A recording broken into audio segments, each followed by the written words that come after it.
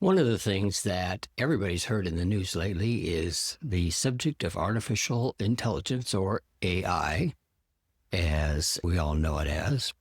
But what a lot of small business people don't realize is how that is affecting their marketing.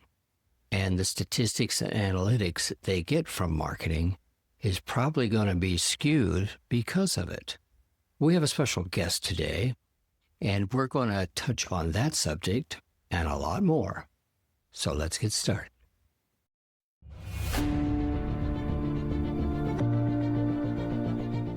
You are listening to the Mastering Business Basics podcast, where we discuss how to build a solid foundation under your small business to improve your chances of success. And now, here is your host, Roger Pearson.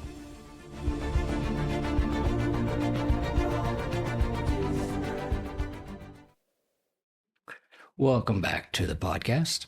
Today we have a special guest, Wes Towers, who's going to talk to us about some of the mistakes he's made and how he helps small businesses in their marketing. And that can be quite challenging nowadays. So welcome. Fantastic to be here, Roger. It's an honor to speak with you directly. I've listened to a number of your shows now and always meetings with your guests. So well done on that. Thank you. Thank you. So you're in marketing for small business. I understand that you kind of specialize in the construction business. Is that correct? It wasn't always that way. And so niching in, I always knew the value of it. Working in marketing, you kind of understand the various strategies, and being specific is always a good idea for marketing, no matter what it is, but being specific in terms of your target market, our ideal clients. It is a generalist agency serving anybody and everybody.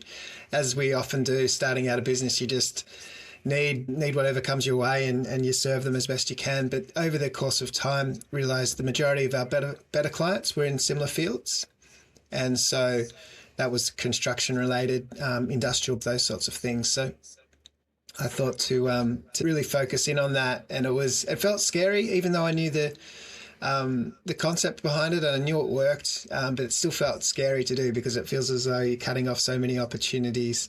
But realistically, you're just amplifying the better opportunities. So that's what we did, working really well. So when you figured all of this out finally into the field and really specializing in this, what are the common mistakes that people make?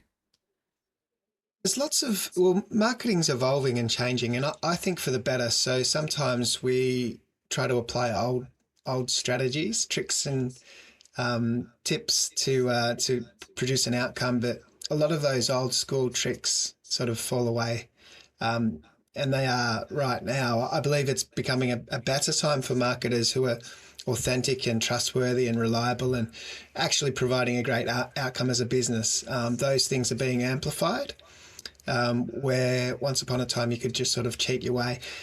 For example, search engine optimization. So for those that don't know, that was an attempt to show up in Google as highly as you possibly could, and you would want to search. You would want to show up for like your business product or your service and your location. So it might be plumber Melbourne for us here in Australia. So it was a keyword that you would want to show up for. But now we understand the Google, but also large language models. They're large language models. They understand the full context of sentences, and not that they always get it right, but they attempt to get it right. And so by the tools understanding the context of language, we can market to that and provide the content in the right manner, that we're fueling the information out there online to hopefully have the brand show up in all the right places. So it's changing dynamically, but I think the temptation, oftentimes if you try to do these things yourself, you jump on YouTube and try and get some tutorials, and usually the strategies will be somewhat outdated. They might work to a degree, but it can lead to horrible outcomes, or more so waste of time just trying to do things when they move so fast. They move daily. So, getting an old YouTube tutorial may not help you.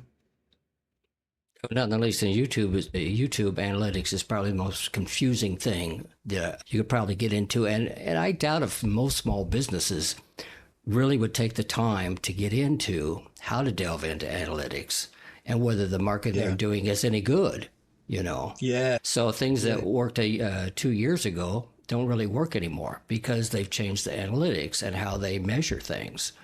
And, you know, especially with people that have websites and things, they put up the website, but they don't know how people are interacting with the website. And that's something that most people, I think if they're smart, they're gonna find somebody that does know how to do that and add them to their team, hire them for their business to do that. Yeah. Or they're just going to be wasting their time and wasting their money and getting no reward for it. Yeah. And it's becoming more challenging as well to get the data that was really quite helpful back in the day, simply because the privacy rules are dialing up. Obviously, everyone's concerned about privacy these days, and rightly so. But as a marketer, some of that juicy information we once would be able to glean is not necessarily available. The other thing too is, you know, if you were thinking about having your website perform to its greatest capacity, you could previously track everything that was kind of happening. So you would track where you were ranking in Google, you would track the clicks, how much traffic you're getting, you would track the conversion rate, you could improve that in optimization. So the conversion optimization you could improve, and you could see the final outcome, the return on investment. It was clear, and it was linear, and it was precise. But these days, we don't even know necessarily when our brand is mentioned on ChatGPT, for example, because, you know, there's less reason for people to click through to your website when they're just researching a field.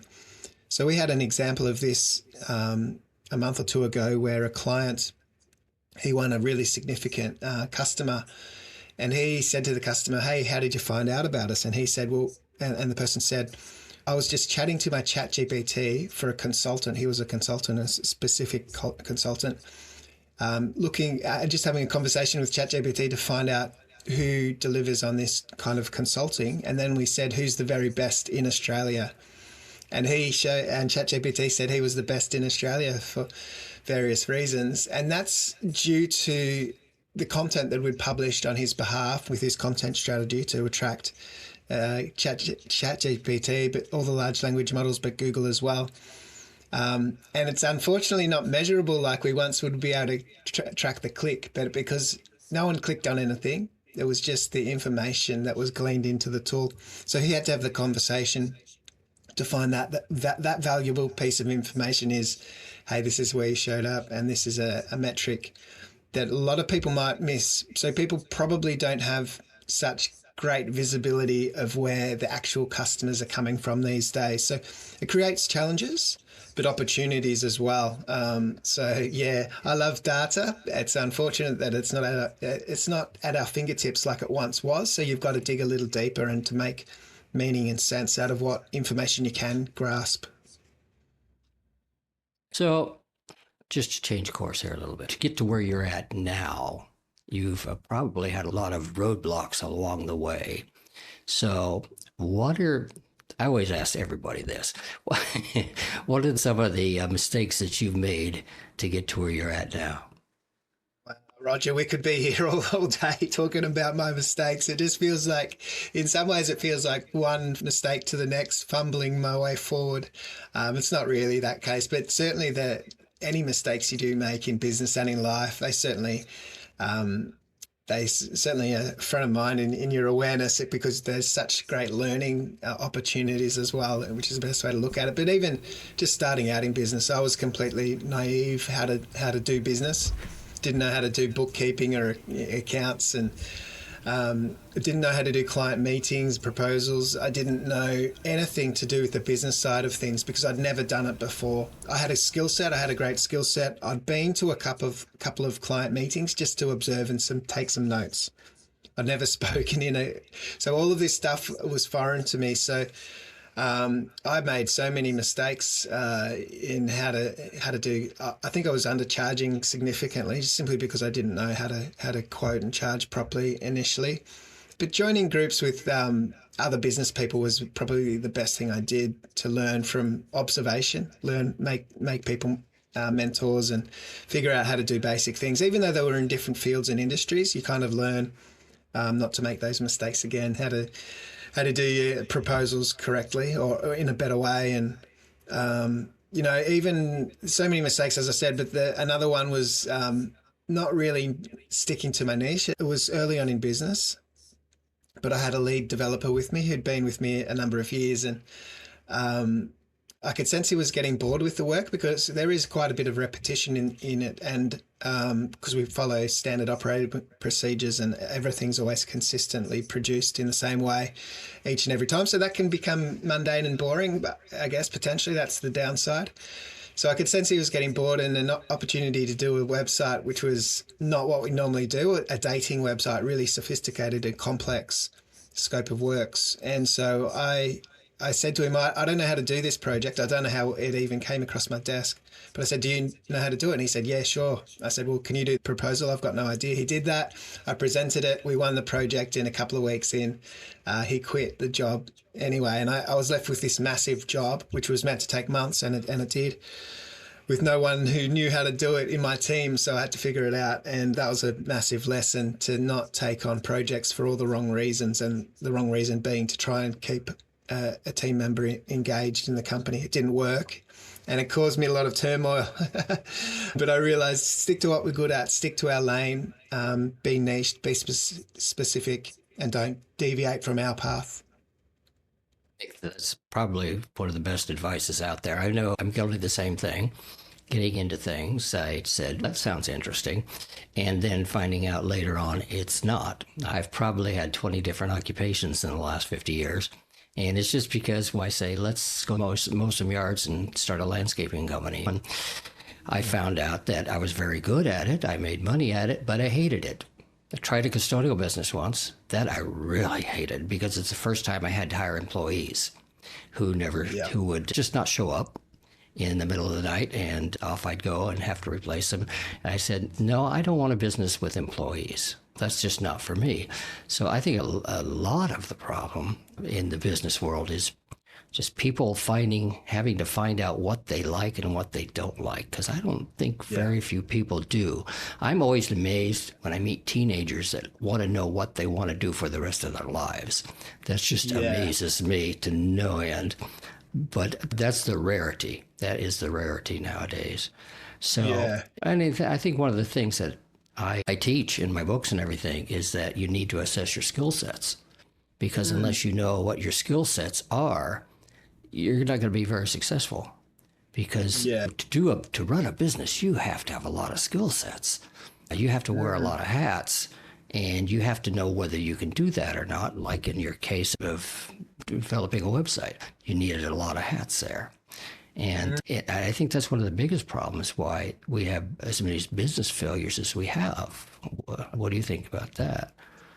Yeah, absolutely. I think chasing shiny objects is the way to look at it. So sometimes there's always the temptation to change paths and move direction, and that keeps things exciting. And but what I like to always think about is, how do I leverage what I've done into the next thing? So by doing so, you're building on that, what you've already established, rather than starting afresh each and every time, because you don't want to start at ground zero each and every time. I've always tried to think about it in the terms of, okay, what's been my experience and skill set right now, and how do I leverage that into the next thing? So for us, transforming the business to a degree into AI. Every business is evolving to some degree with the technology available to us. And certainly any desk-bound works like what ours is the first to be shaken up. So thinking about how do we leverage those tools into what we've already done, so we're not starting afresh. I mean, I see businesses all the time that purport to be AI specialists. Whenever I see that, I think, well, what did you do beforehand? Because, what have you done prior to the last, few years? Because it wasn't really available to all of us until recent times. So it's surprising how many AI specialists there are out there when, what were they doing beforehand? It's somewhat concerning. So I always like to think about, okay, what have I got at my disposal in terms of experience and skill sets and understanding, and how does that apply to the next thing? So you're building on some substance each and every time. So it's not that we stay stagnant, but it's that we don't leave behind what we've already developed for the new thing, and that happens all the time, just in every aspect of business, and particularly with marketing, what we do.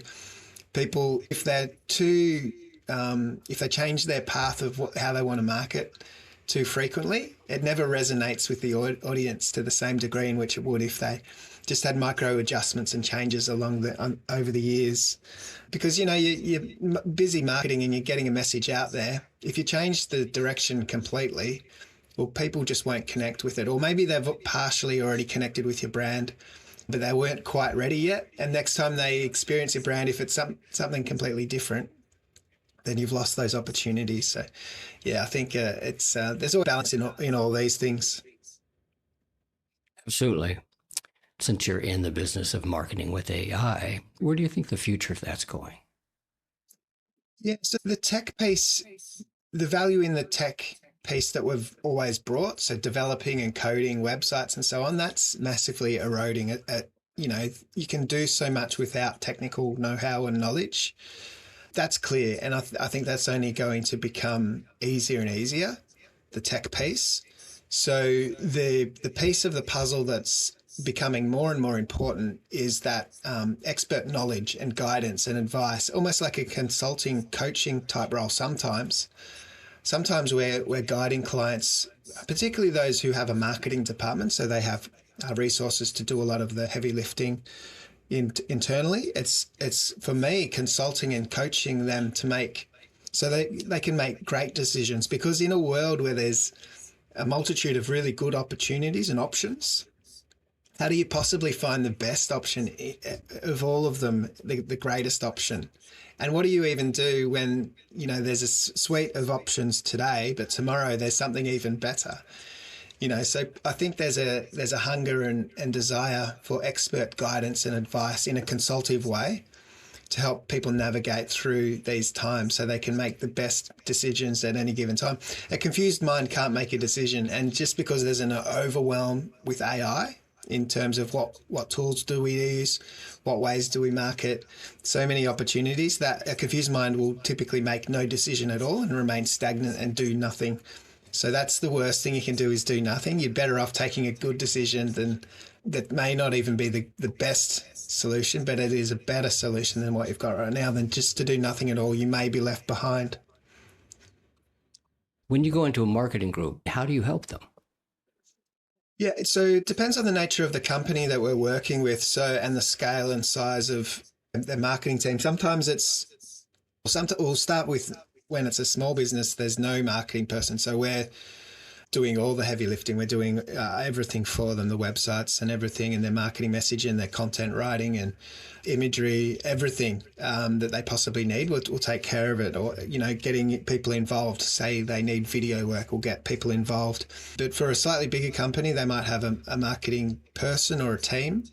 In those instances, it's about supporting their lack of skill sets. So oftentimes with those types of companies, they'll be really comfortable doing social media, or really comfortable posting their own newsletters through once we've designed an email template, they're really comfortable using the tools to do the day-to-day.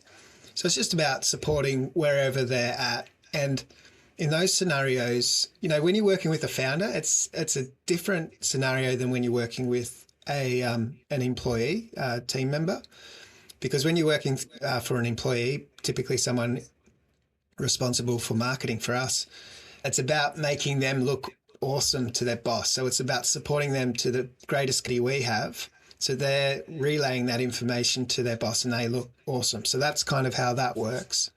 But when you're working directly with the founder, the boss, it's a different scenario. We're obviously trying to free up their time so they haven't got to waste time getting in the weeds themselves, because they're typically going to be busy people with lots of responsibilities. It's about streamlining things to get the job done in a manner in which is not taking too much time away from the founder, from their day-to-day, and getting the results. So different scenarios for different sized businesses, and I enjoy it. I love the people aspect of business, talking to people. AI worries me to some degree because we're sort of away from that human connections and relationships.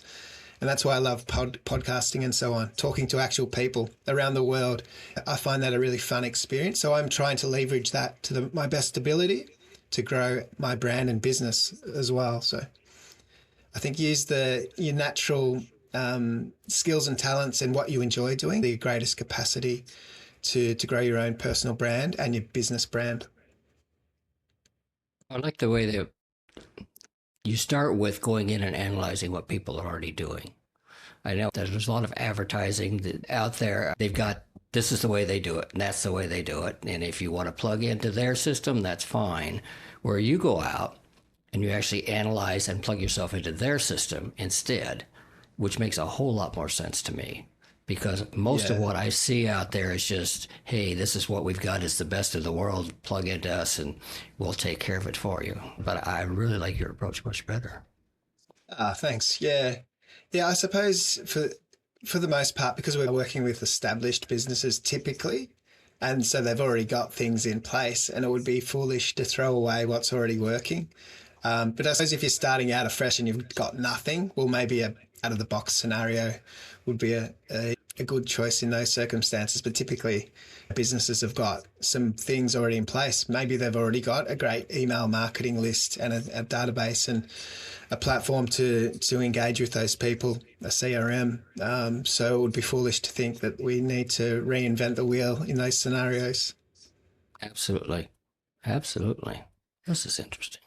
So if people want to get hold of you, how can they do that?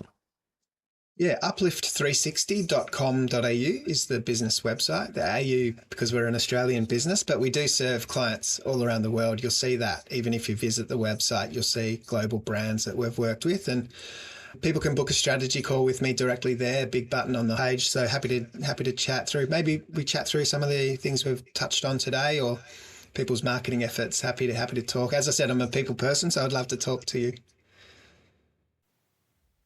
I'd like to thank Wes for coming on the show today and providing us with information on AI and the other various things that we need to think about if we're going to run a business. So whether you're just a small single-person business or whether you have a marketing department, I invite you to have a conversation with him and see what you can learn about what's coming in the future. I'll put a link to his website in the show notes. And so until next time.